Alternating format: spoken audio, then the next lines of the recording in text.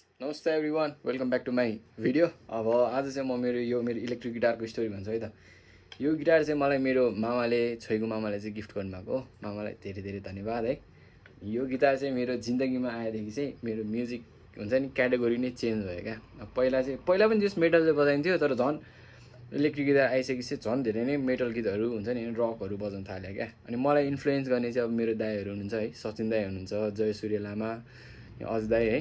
अब दाइहरूले चाहिँ मलाई गिटार बजाउन सिकाउनु भयो होइन, म्युजिक कस्तो भनेर नि बुझाउनु भयो क्या।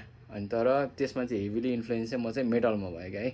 अनि त्यही नै हो, अब कस्तो हुन्छ नि, अब 7 स्ट्रिङ गिटारहरूको चाहिँ अब गीतहरू धेरै सुन्यो क्या। अनि यो त 6 स्ट्रिङ हो नि त, अनि 7 स्ट्रिङको गीतहरू बजाउन मन लाग्ने, अब कसरी बजाउनु त है।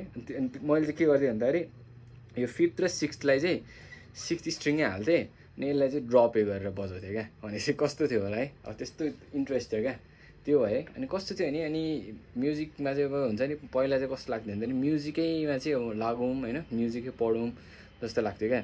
तर बिस्तारै बिस्तारै के रियलाइज हुने थाल्यो भन्दाखेरि चाहिँ अब अहिले चाहिँ म्युजिक इन्डस्ट्रीमै के हुन्छ है। तर अब मलाई चाहिँ अब त्यति बेला अब खासै अब गाइड गर्ने मान्छे नभएर हो कि है, किन तर मैले चाहिँ स्कोप नदेखेर हो कि। पहिला चाहिँ म्युजिकमै केही गरौँ, म्युजिकै पढौँ जस्तो लाग्थ्यो। अनि बिचमा चाहिँ म्युजिकले केही नि नहोला जस्तो भएर चाहिँ मैले गिटारै 2 वर्ष नै बजाउनै छोडेँ क्या।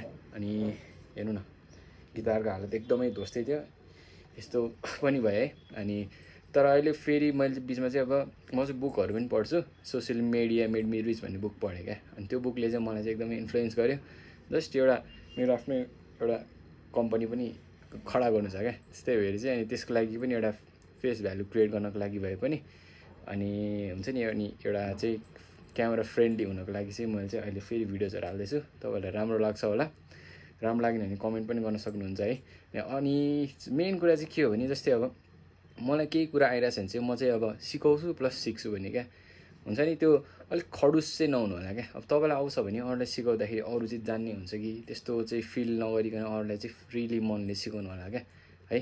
त्यही हो, सिक्नु सिकाउनु है त। धेरै धेरै धन्यवाद, thank you for watching, bye by.